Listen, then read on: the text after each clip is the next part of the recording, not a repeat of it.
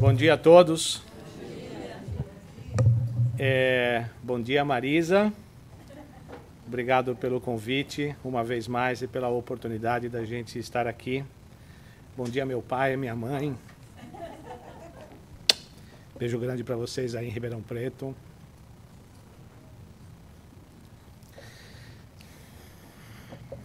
Eu preciso parar de passar vergonha nessa casa.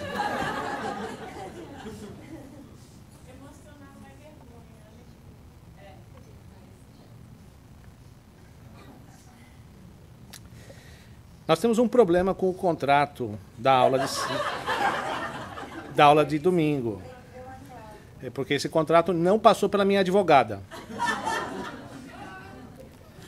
Certo? Então, aí você tem que mandar o contrato para a advogada lá, conversar com ela, né, negociar esses detalhes do contrato. Tal. Se a advogada disser que eu posso vir, seguramente, com muito prazer e com muita satisfação, eu virei. Mas precisa ter a chancela da advogada, senão a gente não pode vir. Sabe como é que é, né? Ela veio também. Você tem que contratar advogado. Na verdade, olha, é mais fácil. Contrata advogada que eu venho de contrapeso. Aí é mais fácil. Gente, é um prazer e uma alegria tremenda para mim poder vir aqui de tempos em tempos. Essa casa, como bem disse a Rosana, faz parte da nossa história, faz parte do meu processo de crescimento, de aprendizado e de estudo.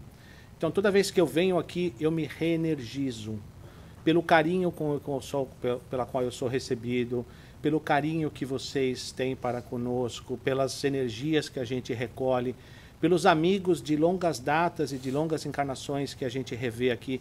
Então, para mim, é um privilégio poder vir aqui de tempos em tempos e eu agradeço a coragem de vocês em me convidarem para vir aqui. Muito, muito obrigado. Uma das coisas mais maravilhosas que nós temos a oportunidade de desenvolver na nossa vida são os planos, são as ideias, são os desafios que nós nos propusemos por alguma razão para que a gente possa crescer, mudar e nos modificar. Os planos, as perspectivas, as novas ideias são uma constante na nossa vida. Não há nada de errado a gente querer buscar alguma coisa melhor para nós, não há nada de errado a gente almejar e desejar coisas melhores para nós. E para isso, muitas vezes a gente começa a fazer planos. Então, a partir dessa segunda-feira eu vou entrar num regime. Normalmente esse é o plano de toda segunda-feira. Que na terça já foi por água abaixo, dependendo das circunstâncias, na quarta, na melhor das hipóteses. Mas é uma coisa nova que a gente está querendo para nós. Essa semana eu vou ser diferente. Essa semana eu vou procurar um emprego. Essa semana eu vou voltar para a faculdade. Essa semana eu quero fazer isso. Essa semana eu vou me reconciliar com tal pessoa. Essa semana eu vou querer fazer aquela outra coisa. Essa semana eu vou fazer isso, e eu vou fazer isso, e eu vou fazer isso, e eu vou fazer isso. E isso é absolutamente normal e louvável no nosso processo. Porque nós, como espíritos imortais, estamos nesta existência, nesta vida, em busca do crescimento e da evolução constante. A seara e a senda do progresso são infinitas comparada com o nível de conhecimento que nós temos hoje. Quando nós olhamos para a figura magnâmica do Cristo, e nós vislumbramos aquilo que ele foi capaz de fazer e de vivenciar nos 3 anos que ele esteve entre nós, nós, obviamente, em sã consciência, nos conscientizamos o quão longe nós ainda estamos dele. Da sua capacidade de entendimento, da sua capacidade de sentimento, da sua capacidade de fazer as coisas. Então, o nosso processo de evolução, até que nós possamos chegar a esse modelo e guia, ainda vai exigir uma evolução muito grande, quase que infinita, nos parâmetros que nós temos hoje. Agora, quando nós começamos esse processo, quando nós buscamos alguma coisa nova, nós nos incentivamos, nós nos buscamos mais energia, a gente tem uma motivação muito grande, porque nós decidimos que alguma coisa precisa ser mudada. Então, um estalo aconteceu dentro de nós. uma faísca de luz brilhou na nossa mente e no nosso coração que nos incentivou a buscarmos alguma coisa diferente.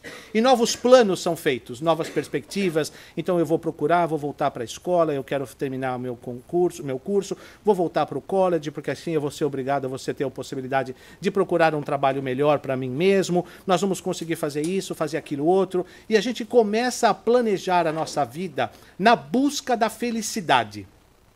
Que este é o grande motivador que nos estimula. Nós imaginamos a nossa vida como num raio, como eu costumo dizer aqui, como numa propaganda de Doriana na televisão. Aquela em que a família senta junto no café da manhã, com o sol entrando pela janela, todos rindo, o pai vestido com a gravata, a mãe vestida com a roupa mais simples, as crianças prontas para ir para a escola, rindo às 6h30 da manhã, como se isso fosse possível e real, né? Passando aquela margarina e todos conversando alegres e sorridentes. Essa é a vida, isso é o quadro de felicidade que a gente tem para nós mesmos. Esse quadro de felicidade que a gente imagina, que a gente busca, é um quadro em que nós não vislumbramos nenhuma dificuldade, nenhum problema. Depois daquele comercial da televisão, a televisão não mostra o trânsito que nós vamos pegar na 95, não mostra as dificuldades que nós vamos ter no nosso trabalho, não mostram as dificuldades que a gente tem no nosso dia a dia, não mostram a vida real. Porque a vida real que nós vivemos e vivenciamos é muito diferente desse campo de felicidade absoluta que nós imaginamos. Se você perguntar para 100 pessoas, 110 em 100 vão responder que o grande desejo, o grande objetivo da vida delas é ser feliz. Agora, quando você pergunta para essas pessoas o que é a felicidade para a grande maioria de nós é uma vida sem percalços, sem dificuldades, sem transtornos. É poder sair de manhã, desfrutar de um momento no café da manhã com a família, ir para o seu trabalho, executar as suas tarefas, sem complicações, sem percalços, sem desavenças com as pessoas que estão ao nosso lado, chegar ao final do nosso dia de trabalho, retornarmos para casa sem trânsito na 95, com o horário de verão ainda ter um tempo para dar um pulinho na piscina ou até na praia, para aqueles que são mais felizes e moram mais perto do mar, ter eventualmente a oportunidade de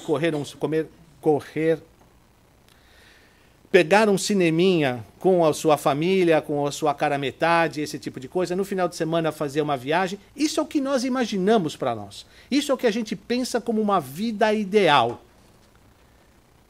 E nós somos brindados todos os santos dias com as desilusões que a vida nos traz. Porque a vida, infelizmente, dentro das nossas circunstâncias, não nos permite que nós busquemos esse quadro de felicidade absoluta. E por que não? Isso já era uma preocupação de Kardec. E no Livro dos Espíritos, na questão 920, ele perguntava aos espíritos: pode a humanidade desfrutar de uma completa felicidade enquanto na Terra? E a resposta é clara e concisa: não. Porque a vida os foi dada ou como uma prova ou como uma expiação. Mas depende deles única e exclusivamente aliviar os infortúnios e serem tão felizes quanto possíveis. Entretanto, é possível, de alguma forma, que nós possamos desfrutar de uma relatividade, de uma felicidade relativa? É a próxima pergunta de Kardec. E a resposta é: na maior parte das vezes, nós somos aqueles que provocamos os nossos próprios infortúnios, a nossa própria infelicidade. Se nós praticássemos a lei de Deus, nós nos pouparíamos de muitos dissabores e desavenças em nossa jornada. E poderíamos desfrutar de uma felicidade tanto quanto nos seria possível nesta terra. Então a resposta dos Espíritos nos diz: não, porque nós não podemos, nós não temos ainda nesta vida a oportunidade de desfrutarmos da felicidade plena. E por que isso? Porque para a gente poder desfrutar dessa felicidade plena, em que todos estão bem, felizes, tomando café de manhã, com sorridente, etc., nós precisaríamos ter espíritos perfeitos vivendo num mundo perfeito. Só que a nossa condição hoje é de espíritos imperfeitos vivendo num mundo imperfeito. Espíritos imperfeitos mais mundo imperfeito não pode ser igual à vida feliz. Não pode ser igual à felicidade suprema e absoluta que nós buscamos. Esta felicidade suprema e absoluta que nós buscamos, ela será possível à medida em que nós vamos evoluindo os nossos pensamentos e os nossos valores, e nós vamos aceitando as dificuldades que nós temos na vida como um componente da nossa jornada evolutiva. Dificuldade? Componente de jornada evolutiva? Mas eu quero crescer, eu não quero sofrer. Eu estou aqui para evoluir, eu não estou aqui para sofrer. Mas, se nós formos pensar na condição que nós almejamos na nossa existência, eu já contei isso aqui antes, e eu peço perdão àqueles que vão escutar de novo. Mas todos vocês aqui vieram e vão voltar para nosso lar. Porque só pelo fato de estarem aqui num domingo de manhã me escutando, já garante a vocês passagem a nosso lar sem escalas. Primeira classe. Primeira classe. Ah, outra coisa, passagem com data aberta. Não tem data marcada na passagem de vocês. É quando vocês escolherem, tá? Não precisam se preocupar que eu não marquei a passagem de ninguém. Tá tudo em aberto, vocês vão quando vocês quiserem. E quando vocês chegarem em nosso lar, que é a nossa vida espiritual, que é a nossa verdadeira existência, quando nós chegarmos do outro lado, numa colônia como essa, que vai nos acolher, porque todos vocês aqui são merecedores disso, nós vamos ser recebidos por pessoas que já foram antes de nós. Pessoas que gostam de nós, que querem o nosso convívio, que se preocupam com a gente. Então, quando a gente chegar lá, nós já vamos ser bem recebidos por pessoas que gostam de nós. Aí, quando nós vamos chegar lá, alguns já estão com a reencarnação planejada. Falam, não, esse fulano vai sair daqui porque ele vai reencarnar. Você vem morar comigo. Não, porque eu gosto que... Não, eu prefiro que você fique... As pessoas vão brigar para que a gente possa morar com eles. Olha só, as pessoas vão estar brigando. Não, porque eu prefiro que ele venha comigo. Não, eu quero que esse venha morar. Não, porque eu gosto mais desse. Não, porque esse foi meu filho há 3 encarnações atrás. Eu estou com saudades, eu quero que ele passe um tempo comigo. Então nós vamos ter pessoas querendo a nossa presença e a nossa convivência. Como, obviamente, só pelos bônus horas que vocês estão ganhando aqui hoje, vocês já vão ter trabalho assim garantido. Já vai estar chegando lá, olha, seu trabalho já está aqui reservado, na onde você escolher, para você fazer o que você quiser. Como vocês também já são evoluídos, rapidamente se adaptarão à vida na espiritualidade. E nós não vamos precisar mais do alimento, da comida densa, apenas a sopinha ou o caldo ou o ar vai nos alimentar. Então nós vamos chegar em nosso lar, olha essa vida maravilhosa, nós vamos chegar em nosso lar. Gente que a gente gosta, brigando para ficar com a gente, olha só, coisa maravilhosa. Aí chega lá, já temos trabalho, não temos que nos preocupar em procurar trabalho. Vamos chegar lá, não temos que nos preocupar com o nosso alimento, porque nós vamos nos alimentar do ar, nós vamos nos alimentar do raio do sol. Então nós vamos chegar num lugar que nós gostamos, com pessoas que nós gostamos, sem preocupações de trabalho, sem estar preocupado com aquilo que nós vamos comer, para fazer aquilo que a gente gosta. Isto é a vida perfeita. Certo? Muito bem. Se isso me oferece tudo isso na vida espiritual, e nós ainda temos a necessidade de evoluir, aonde eu vou praticar paciência? Tolerância, carinho, caridade, desapego, humildade, desprendimento, amor. Não é em nosso lar. É aqui. Este é o campo fértil de trabalho que o Cristo oferece a cada um de nós, para que em cada uma das nossas existências nós possamos pegar das nossas dificuldades e transformá-las em oportunidades de aprendizado.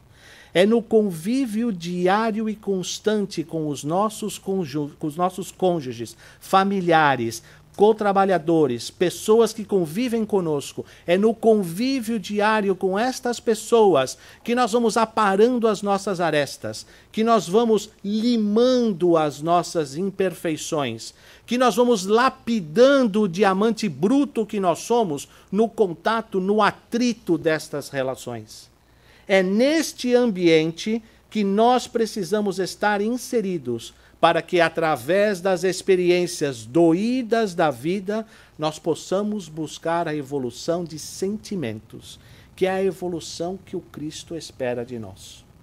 É nesta existência, é nesta jornada, é nesta convivência, é nesta dor que nós vamos buscar aquilo que nós precisamos para a nossa evolução.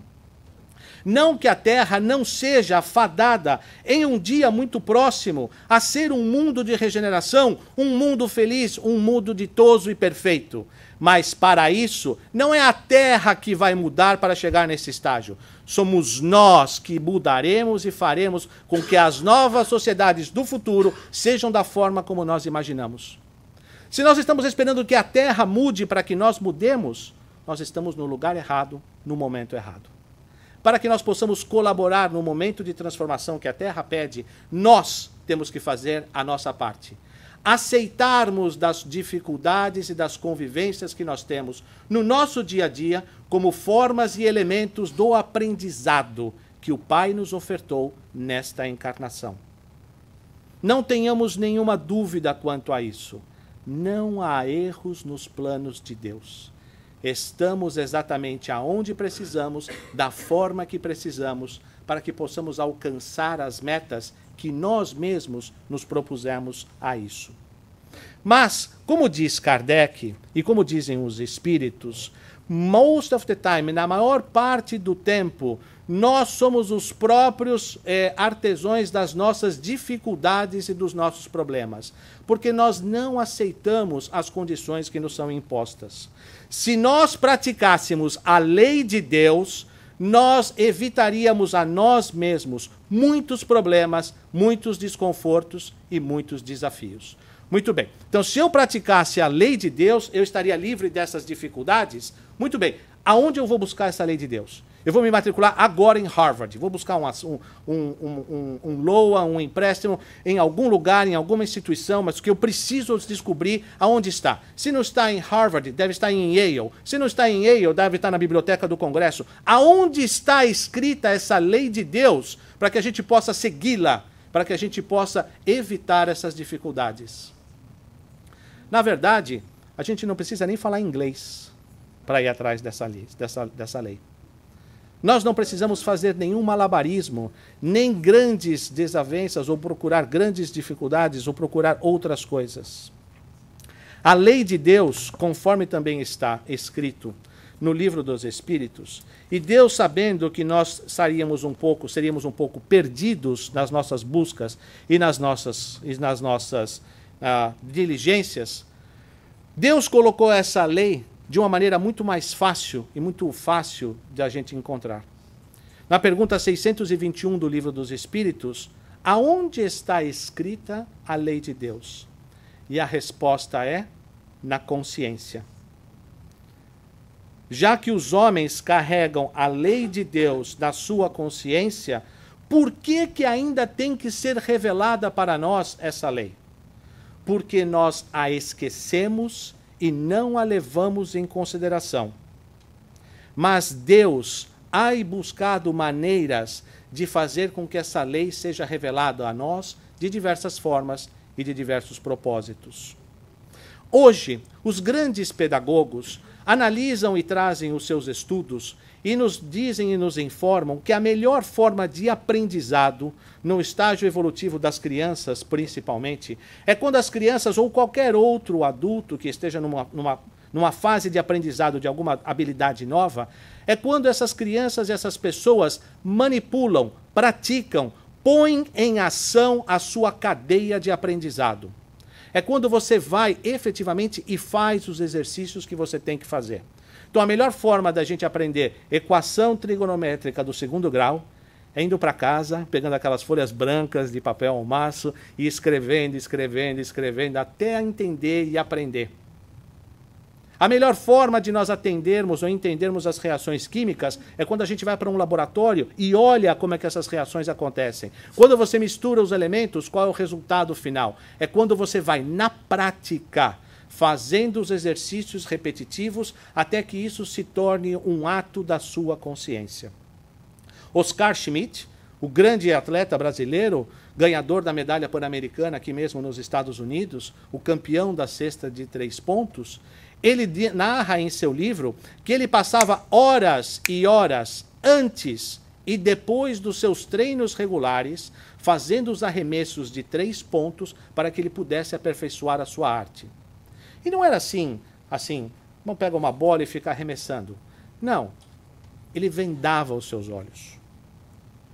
Ele apagava as luzes do ginásio para que a sua percepção e a sua localização espacial e o seu arremesso fosse algo tão intrínseco, tão natural, que independente de onde ele estivesse, ele saberia exatamente qual é o movimento que ele tem que fazer. Isso é você sentir e fazer sem pensar e sem reagir. Este é o exercício constante que nós necessitamos nos valores morais para que nós possamos chegar a este nível de perfeição. Então, para que nós pudéssemos seguir um modelo e seguir uma forma do que fazer em nossa existência, para que a gente pudesse resgatar as leis de Deus dentro de nós, Deus nos enviou um enviado, ou um mestre. Qual o mais perfeito modelo que Deus nos ofereceu para a humanidade como guia e modelo? E a resposta é Jesus.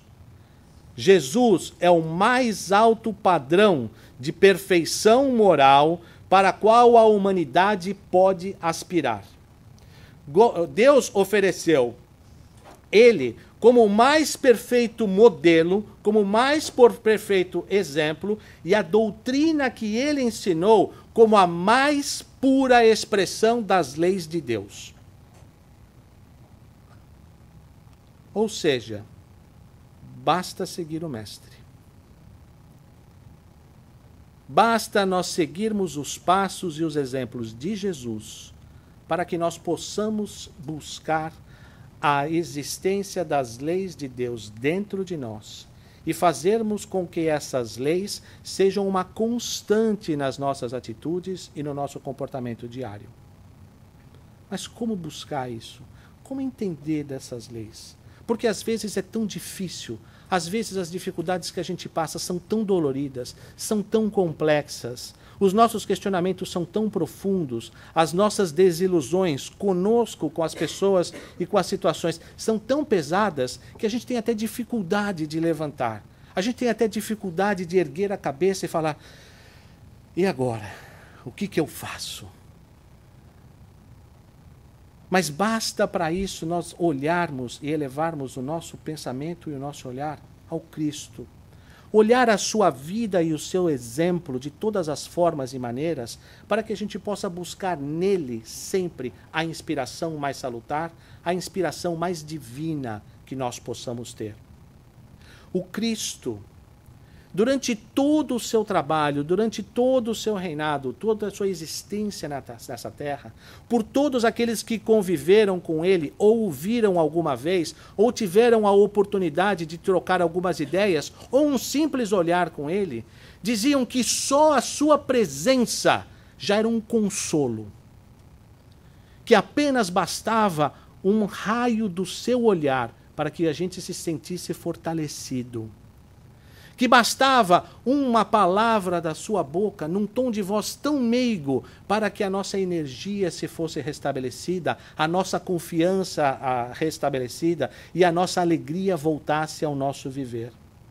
Aqueles que conviveram e tiveram a oportunidade de extrair do Cristo as energias e as luzes mais benfazejas, carregam com eles até hoje o momento mágico da conversão e da mudança de filosofia e de postura.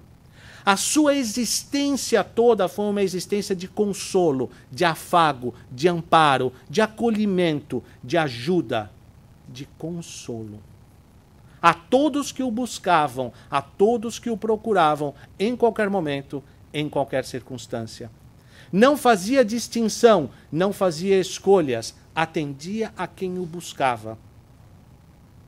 Um gesto, um carinho, um olhar, uma atitude, uma palavra, uma cura, qualquer que fosse, mas o Cristo era o consolo em pessoa, caminhando e andando por esta terra. O Cristo fazia com as suas palavras, as suas doces orientações, como se fosse um bálsamo no ouvido de todos aqueles que o buscavam. Ele tinha sempre uma palavra confortadora, um carinho para com todos, uma ajuda, um amparo, uma orientação. Emmanuel, no prefácio do livro Perante Jesus, é um livro da editora Ideal, no prefácio desse livro, diz Emmanuel, perante Jesus, certa feita convidou-nos o Divino Mestre, vinde a mim, todos vós que sofreis, e vos aliviarei. E através do tempo, todos nós, os que nos consideramos imperfeitos e infelizes, fomos a ele, a fim de ouvir-lhe as instruções. Os oprimidos e os aflitos, os doentes, os cansados, os sedentos de justiça, os desamparados, os perseguidos, os caluniados, os tristes, os desesperados, os fracos, os irritadiços e toda uma legião de sofredores, buscamo-lo avidamente, aguardando-lhe os ensinamentos e promessas, manifestando-nos em torno dele. E o Divino Mestre respondeu-nos com as instruções da Boa Nova, cuja validade é definitiva para todos os tempos. O Divino Mestre nos respondeu com as instruções da Boa Nova, com as instruções do Evangelho. Ele não nos prometeu curas, mas ofereceu-nos consolo, nos ofereceu explicações, orientações, um guia, um caminho. Amparou-nos o Senhor, reconfortou-nos, esclareceu-nos, traçando-nos os caminhos para chegarmos até Ele e conhecermos a nós mesmos, expressando-se claramente com vista a todos os povos, traçando-nos os caminhos para chegarmos até Ele e conhecermos a nós mesmos. Reergueu-nos o ânimo e guiou-nos para a verdade e para o bem, iluminando-nos o coração e a inteligência. Cabe-nos agora a obrigação de escutar-lhe as orientações e acompanhar-lhe os exemplos que lhe caracterizam a grandeza. Cabe-nos agora exercitar e praticar os seus ensinos. O consolo do Mestre não vem através de uma promessa de cura ou de uma promessa de resolução dos nossos problemas. Mas o consolo do Mestre vem do afago que ele nos oferece, com a sua bondade e as suas palavras doces, nos explicando dos mistérios do céu e da terra e o que nos aguarda daqui para frente. Ele nos convida, ele nos pede, ele nos diz: vinde a mim todos vós que estáis cansados e oprimidos, e eu vos aliviarei. Tomai sobre vós o meu jugo, e aprendei de mim que sou manso e humilde de coração. E encontrarei descansos para as vossas almas, porque o meu jugo é suave e o meu fardo é leve. O que ele pede de nós é que, única e exclusivamente, nós sigamos as suas orientações e a sua doutrina e a sua filosofia de amor. Ele nos promete alívio para os nossos sofrimentos. Ele nos promete consolo e amparo para as nossas dores, se nós nos submetermos ao seu jugo. E o que é este jugo dele? É a observação, é o cumprimento, é o entendimento, é o seguimento das suas leis e das suas orientações, que, se bem preenchidas, bem compreendidas e bem feitas, bem realizadas, vão proporcionar a nós um alívio aos nossos sofrimentos. Mas que leis são essas? Quais são as leis de Jesus que ele nos fala e nos mostra o amparo e o consolo? Como ele nos explica as razões do nosso sofrimento? Porque muitas vezes nós queremos entender o porquê das coisas. Muitas vezes nós podemos até entender o porquê das coisas, porque a nossa memória alcança até alguns anos atrás e nós podemos ver as causas e as razões que nos levam a certas situações de angústia que vivemos agora. Em outros momentos, essas causas são anteriores a esta jornada terrena e a nossa memória não alcança. Mas o que alcança é a nossa compreensão com o seguinte fato: Deus é perfeito. Deus é o amor e a justiça na sua plenitude. Se o amor que Deus tem por nós é perfeito, se Ele é perfeito, então não há erros nos planos de Deus. Podemos não entendê-los, mas seguramente há uma razão por detrás. Talvez não conseguimos enxergar claramente, mas algum propósito existe para aquela experiência e o momento de aflição que nós vivemos. E esta é uma das leis que o Cristo nos traz. Quando ele fala que o amor do Pai é sublime, quando o amor do Pai existe para todos nós, que o Pai trabalha até hoje e ele, o Cristo, também. As suas leis podem ser resumidas através dos exemplos que nós temos no Evangelho segundo o Espiritismo. Quando ele nos diz, por exemplo, nos ensina, nos fala e nos mostra que o meu reino não é deste mundo. Que o reino dele não é para esta terra. Que há muitas moradas na casa do meu Pai, explicando que nós passamos por diversas moradas e diversas estadias em diversos pontos deste universo, durante os muitos estágios que nós passamos. Quando ele fala que ninguém pode ver o reino de Deus se não nascer de novo, e fala a respeito das necessidades que nós temos das nossas múltiplas existências. Quando ele nos ensina que os aflitos são os bem-aventurados, porque eles serão saciados, eles serão consolados. Quando ele nos fala a respeito das causas atuais e das causas anteriores das nossas dificuldades. Este é o jugo suave que o Cristo pede que nós compreendamos. Que as leis divinas, apesar de serem imponderáveis em algum momento, elas são universais e seguem todos os mesmos princípios da justiça e do amor para com todos. E que perante a doutrina espírita, ela vem nos aprofundar o estudo dessas leis e nos explicar as dificuldades que nós temos. O consolo do Cristo nos atinge e nos abraça a todos através disso. Quando ele nos diz que o reino dele não é deste mundo. Então, se eu estou seguindo o Cristo agora, por que eu estou o seguindo se eu não vou tirar o proveito nesta existência? É porque as recompensas disso serão feitas e serão absorvidas num futuro próximo. Quando nós entendermos a relação que nós temos com a nossa imortalidade, a nossa pequenez, ainda ligado aos atavismos da matéria que carregamos, nos fazem pensar muitas vezes que a nossa vida é só esta experiência material que nós temos. Mas não é. Porque se todos nós somos fadados ao progresso, como ele nos ensina, é muito mais do que uma existência, uma encarnação, o tempo que nós precisamos para que a gente possa entender todas essas leis. E o Cristo nos prometia isso: o meu reino não é deste mundo. Na casa do meu Pai há muitas moradas, bem-aventurados os aflitos, e todas as consolações e promessas que ele nos faz é no tocante ao nosso futuro, é no tocante à nossa existência.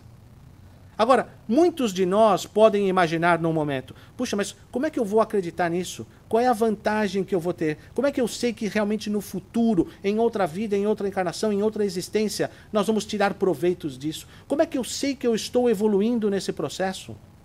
Ora, basta olhar a nossa vida hoje, material, ligada na matéria, neste campo que nós estamos. Olhemos para a nossa vida 15 anos atrás. Os valores que tínhamos, os costumes que tínhamos, os hábitos, o pensamento que nós tínhamos. Compare com hoje. Quais são os meus valores? Quais são as coisas que já mudaram? Se eu tenho vergonha hoje do que eu fazia e pensava há 15 anos atrás, eu não quero nem saber do que eu fazia 2 encarnações atrás. Tenho até medo. Os nossos valores, elas vão numa crescente, numa constante de evolução e de crescimento. Se, conforme diz o livro dos Espíritos, Jesus é o mais perfeito e modelo guia que o Pai colocou para nós, para que nós o seguíssemos. Então, isto quer dizer que o Pai espera que nós cheguemos a esta capacidade de perfeição. Ok?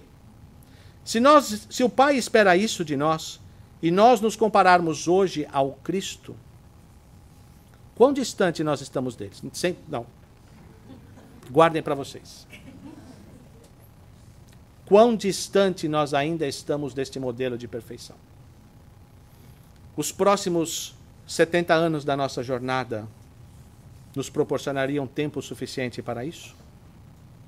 Obviamente que novas existências serão necessárias para que nós possamos compreender todos os ensinamentos e, mais importante, colocá-los em práticas. Mas o mais importante neste conceito e nesse contexto todo são que as diversas experiências que nós temos na matéria são os instrumentos e as ferramentas de que nós precisamos para o exercício e o aprendizado das lições. A dor é obrigatória. O sofrimento é opcional. A dor é aquela nossa amiga que vem nos despertar para que alguma coisa não está bem com a gente. Só porque eu comi 4 libras de chocolate ontem, besteira, coisa boba, coisa à toa, né? Qualquer um come 4 libras de chocolate. Só porque eu comi 4 libras de chocolate ontem, eu estou com dor no estômago hoje. Mas né, eu tomo um remedinho aqui, um Pepsamol, como é que chama? Pepsi Bismol, aquelas coisas. Toma um negocinho daquele, estou ótimo. Aí vou hoje de tarde, quando eu chegar em casa, vou sentar no sofá, vou comer mais 4 libras de chocolate. Não, é só uma coisinha, um incômodo tal. Aí amanhã vou tomar outro Pepsi Bismol e aí eu vou, né? Com aquela dor constante, aquele sofrimento, aquele incômodo constante. A dor veio me dizer que eu não posso comer 4 libras de chocolate, que eu tenho que me sustentar com 2, é o suficiente. Não precisa comer 4. Mas a dor veio me dizer que alguma coisa está errada comigo. A dor veio me dizer que alguma coisa no meu comportamento, na minha postura, na minha atitude, da forma como eu estou lidando comigo e com as pessoas que estão ao meu lado, não está bem. Precisa ser revisto, precisa ser melhorado. Quando eu encaro a dor como um despertador, a dor é a nossa maior amiga, porque ela nos ajuda a corrigir cursos e parâmetros imediatamente. Agora, se a gente se acostuma com ela e vai levando esse sofrimento como uma companheira da nossa jornada, nós vamos passar por isso durante toda uma existência e não vamos aproveitar as oportunidades de aprendizado que nós temos. As oportunidades de aprendizado que nos são dadas, que nos são facultadas, são as experiências que nós precisamos para saber como nós lidamos com essas dificuldades. E quando a dor estiver muito incômoda, quando o sofrimento for muito grande, quando a gente não souber por onde e por como agir, busquemos o Cristo. Busquemos o seu Evangelho e as suas palavras de consolação e de orientação, que nos ajudarão a entender as circunstâncias e os momentos que passamos. Neste processo todo do nosso crescimento, da nossa existência, o Pai, que nos conhece muito melhor do que a nós mesmos, sabia e saberia que apenas uma existência, que só uma jornada, não seria suficiente. Sabia também que muitos de nós esqueceríamos das lições entendidas e das lições recebidas. Porque afinal já fazem mais de 2000 anos que o Cristo veio. Ele deixou aqui algumas palavras um pouco inteligíveis, falava um aramaico que ninguém conhece mais hoje, é difícil de traduzir, é complicado de entender e tudo mais. Então o Pai, sabedor de que provavelmente nós esqueceríamos esta mensagem, ele nos prometeu um outro Consolador. E se vocês me amam, obedecerão aos meus mandamentos. E eu pediria ao Pai, e ele lhes dará outro Consolador, para estar com vocês para sempre. O Espírito da Verdade. O mundo não pode recebê-lo, porque não o veem e não o conhecem. Mas vocês o veem e vocês o conhecem, porque viveram com ele e viveram nele. O Espiritismo vem, na época determinada, cumprir a promessa do Cristo. O Espírito de verdade preside ao seu estabelecimento. Ele relembra aos homens a observação da lei. Ele ensina todas as coisas, fazendo compreender o que o Cristo só nos transmitiu por meio de parábolas. O Espiritismo não veio inventar a reencarnação. Não veio inventar a existência das vidas em outros planetas. Não veio inventar a comunicabilidade entre os dois planos, o plano espiritual e o plano material. O Espiritismo não veio inventar nada dos seus aplicativos ou das suas filosofias. O Espiritismo veio explicar fenômenos que são uma constante desde que os tempos são tempos. Porque desde os egípcios já se acreditava e já se cultuavam os mortos. Os persas e os Vedas falam na possibilidade de você comunicar com os mortos. Isto não é uma invenção do Espiritismo. Moisés falava com os mortos, tanto que ele fez a proibição, está no livro do Êxodos. Mas por que Moisés fez essa proibição? Porque a comunicação com os mortos era feita de uma maneira frívola, por um povo que tinha passado mais de 4 séculos em cativeiro e que ainda não estava preparado para lidar com todas as verdades que eles tinham a trazer. Então algumas coisas ainda eram veladas e zeladas para que não fossem deturpadas por aqueles que ainda não estavam preparados para a verdade. E nós ainda não estamos totalmente preparados. O Espiritismo não é a última revelação. A primeira revelação das leis de Deus se veio através de Moisés, a segunda revelação através do Cristo, a terceira revelação através do Espiritismo, e o Espiritismo não é a última revelação. É a revelação que nós estamos preparados a lidar e trabalhar neste momento. São as verdades que nós conseguimos entender e compreender. São as verdades que nós temos as condições de analisar e de incorporar em nossa existência. Mas outras ainda virão, outras verdades serão trazidas até nós, no momento oportuno, no momento certo, quando nós estivermos preparados para ela. Mas o Cristo já havia nos enviado, ou nos havia prometido, esse outro Consolador, porque ele sabia que nós nos perderíamos através dos séculos. Ele sabia que nós nos perderíamos na compreensão e no estudo da sua mensagem. Por isso que ele já nos promete alguém que vai nos fazer lembrar das coisas que eu vos havia dito e outras coisas que não pude revelar agora. Que é exatamente aquilo que o Espiritismo faz. Nos relembra toda a mensagem do Cristo, nos relembra de todos os seus valores, de todos os seus ensinamentos e nos explica coisas e fenômenos que não podíamos ter compreendido. Se o Cristo tivesse dito naquela época tudo aquilo que o Espiritismo nos traz hoje, ao invés dos 3 anos, ele teria sido crucificado em 3 semanas. Porque o choque seria muito maior. E para que a gente possa encerrar a nossa conversa de hoje, nesse evangelho, nesse capítulo do Evangelho segundo o Espiritismo, capítulo 6, o Cristo Consolador, tem uma passagem que para mim particularmente toca o meu coração e me acalma todas as vezes que eu me sinto mais pressionado pelos desafios da vida. Que talvez possa ajudar quando vocês também estiverem passando por alguma dificuldade. Eu sou o grande médico das almas. e venho trazer o remédio que deva curar-vos. Os fracos, os sofredores e os enfermos são os meus filhos prediletos, e venho salvá-los. Vinde a mim, pois, vós que sofreis, e que estáis sobrecarregados, e sereis consolados e aliviados. Deus faz um supremo apelo aos vossos corações por meio do Espiritismo. Que no futuro pratiques a lei divina, humildes e submissos ao Criador. Muitas vezes nós nos revoltamos contra os desígnios de Deus, porque nós achamos que nós sabemos mais do que Deus. Muitas vezes Deus está dizendo para nós, não vá por aqui, não vá por aqui, não vá por aqui. E a gente insiste em ir o caminho. Ou então a gente insiste em ir por essa estrada e Deus está nos levando para aquela. E nós nos mostramos ainda reticentes a essas lições e os caminhos que a vida nos traz. Que no futuro nós possamos praticar a lei divina, humildes e submissos ao Criador. Quando a vida não tiver jeito, quando as lições que forem trazidas até nós são as lições que nós temos que conviver, vamos vivê-las, porque dali há lições a serem tiradas. Não impede que nós continuemos buscando uma situação melhor ou algo melhor.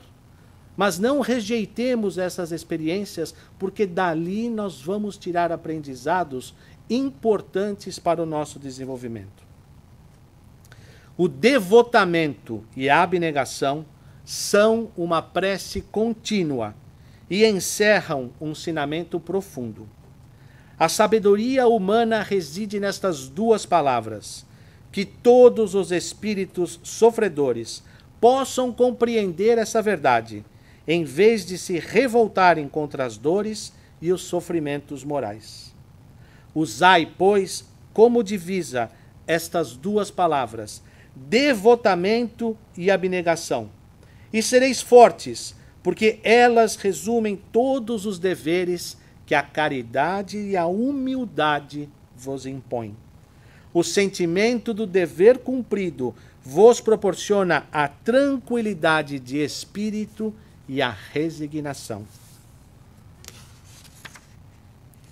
Eu sou o grande médico das almas e venho trazer o remédio que deve curar-vos. Os fracos, os sofredores e os enfermos são meus filhos prediletos e venho salvá-los. Vinde a mim, vós que sofreis e estáis sobrecarregados, e sereis consolados e aliviados. Vinde a mim, todos vós, que não entendeis das dificuldades e problemas que passam por sua jornada, pois eu tenho a explicação para isso. Vinde a mim, todos vós, que estáis fracos e oprimidos, e eu vos sustentarei em vossa jornada. Vinde a mim, todos vós, que tenhais em seu coração a dúvida, o despreparo, o desespero, e eu porei em cada um deles a chama divina do amor, que fará brilhar em seus corações a força latente que necessitam para continuarem em sua jornada. Vinde a mim, todos vós que estáis necessitados, e eu com o meu abraço os ampararei. Vinde a mim, todos vós que estáis necessitados, pois eu sou o Cristo, eu sou o caminho, eu sou a verdade e eu sou a vida. E ninguém vai ao Pai a não ser por mim. E que as bênçãos dele, o Cristo, nos envolvam a todos, hoje e em todos os dias da nossa jornada. Muito obrigado.